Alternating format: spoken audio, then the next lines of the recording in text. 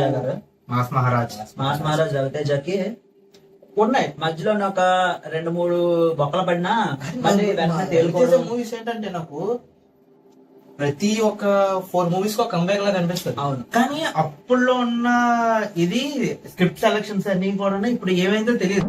అప్పట్లో బుట్టో ఇప్పుడు ముషరా సీట్ ఇచ్చేస్తారా? కానీ ఇప్పుడు వచ్చే రీసెంట్ మూవీస్ ఏవి కూడా పెద్ద వర్కౌట్ అవ్వట్లేదు. మరి మేబీ కానీ అప్పుల్లో వచ్చిన మూవీస్ లో మాత్రం నాకు బాగా నచ్చింది బలుపు. మనకి ఇక్కడ ఒక పాయింట్ ఏంటంటే మనకి మనం ఎక్కువ చూసా 2013 to 15 మాట్లాడుతున్నాం, ఎందుకంటే మనకి అక్కడ మూవీ నాలెడ్జ్ కొంచెం వచ్చింది.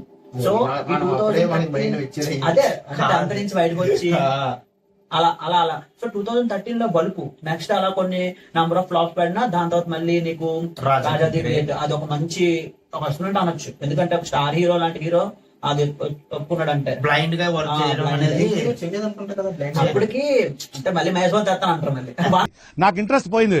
లవడాల ప్రోగ్రామ్ వస్తే రావండి, పోతే పోనివ్వండి. వచ్చింది.